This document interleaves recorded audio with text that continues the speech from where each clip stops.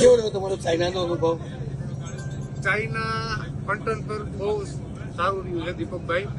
જેમના થકી અમને જે કઈ બીક હતી એ ખરેખર બધી નીકળી ગઈ છે. અને એક આપણા ગ્રુપ થકી જે પણ અમે આવ્યા તો અમને ઘણું બધું સહેલું પડ્યું.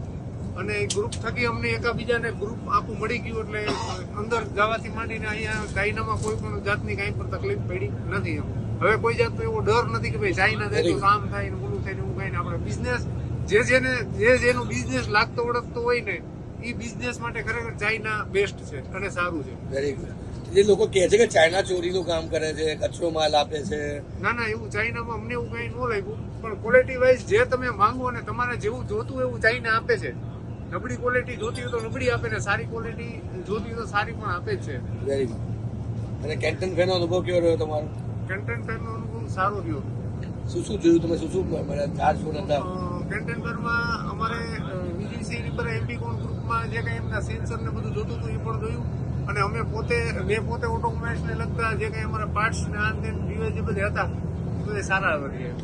Very good. અને ખાવા પીવાનું ચાઇનામાં કેવું રહ્યું? ખાવા પીવામાં તો અમારા દીપકભાઈ મોટા ભાઈ હતા એટલે બધું ગુજરાતી જમાડી એટલે કોઈ જાતની કઈ તકલીફ પડી નથી. નકર તો અઘરું થઈ જાય એમ. બાકી તમે હવે કમ્ફર્ટેબલ થઈ ગયા ચાઇનાથી? સરસ. ક્યારે પણ આવવું હોય કે શું આવવું હોય ડર લાગે એવું છે? કોઈ જાતનું કઈ નહીં. તો તમારે કઈક આપણા રાજકોટ વાળાને કઈ મેસેજ આપવો હોય સૌરાષ્ટ્ર વાળાને? રાજકોટ વાળાને ધંધો કરવો હોય ને ખરેખર પૈસા જ કમાવો હોય તો ચાઇના જવાય. જવાય. Best. Very good, very good. ચલો.